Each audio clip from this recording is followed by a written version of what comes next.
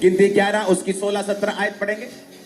यहोवा ने मूसा से कहा, इजरायली पुरनियों में से 70 ऐसे पुरुष मेरे पास इकट्ठा कर जिनको तू जानता है कि वो प्रजा के पुरनिय और उनके सरदार हैं, और मिलाप वाले तंबू के पास ले आ कि वो तेरे साथ यहां खड़े हों।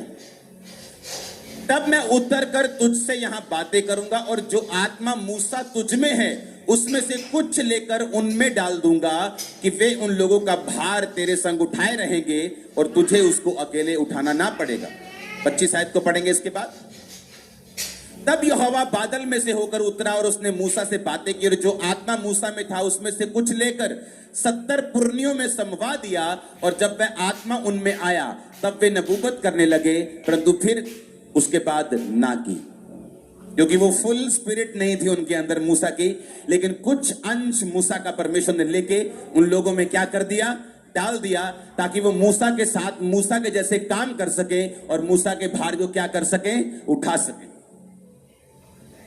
ये शुरू से चलता आ रहा है, ये नया नियम में नहीं है या सिर्फ पुराने नियम में, शुरू से चलता आ रहा है। परमेश्वर ने अपने लोगों को यूज किया इंपार्ट करने के लिए।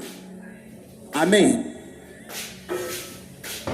कि लोग मुझसे पूछते हैं कि आपका ये स्पिरिचुअल सन है, ये इतना ज्यादा ऐसा नहीं लगता कि इसके पास इतने लोग होने चाहिए। तुम अपने हिसाब से देखते, लेकिन परमेश्वर स्पिरिचुअली देखता है। जब ग्रेस का मतलब ये है, जब वो आपकी लाइफ में आती है, आपको वो देती है जिसके आप काबिल नहीं हैं।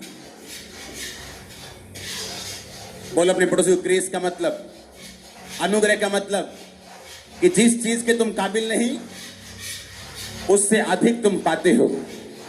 तुम पाओगे चर्च, तुम्हारा परिवार पाएगा, तुम्हारे पिताजी तुम्हारी माताजी पाएंगे, तुम्हारा फाइनेंस पाएगा। मुझे आमीन ऊंचा चाहिए। इसका आत्मा यहां मौजूद है। मेरे कल्स होंगे आपकी लाइफ में, मेरे कल्स होंगे आपकी मिनिस्ट्री में, मैंने कहा फाइनेंस में, आपकी लाइफ में, परिवार में। हालेलुया। अब ये मूसा का स्पिरिट उनमें चला गया और वो भी मूसा के जैसे काम करने लगे। नबूवत एक दिन की, उसके बाद नहीं की, लेकिन मूसा की स्पिरिट उनमें आ गई। मूसा की तरह वो सोचने लगे, मूसा की तरह चलने लगे और मूसा के अधीनगी में काम करने लगे। और परमेश्वर ने मूसा के बोझ को हल्का कर दिया और 70 पुरनियों को थोड़ा थोड़ा बोझ दिया। आमीन। कई बार आप किसी सेवकाई में जब काम करते हैं, उनको समझाया जाता है कि बिल्कुल अपने मेंटर को फॉलो करो, अदरवाइज जब तक तुम्हारी सोच उसके जैसी नहीं है,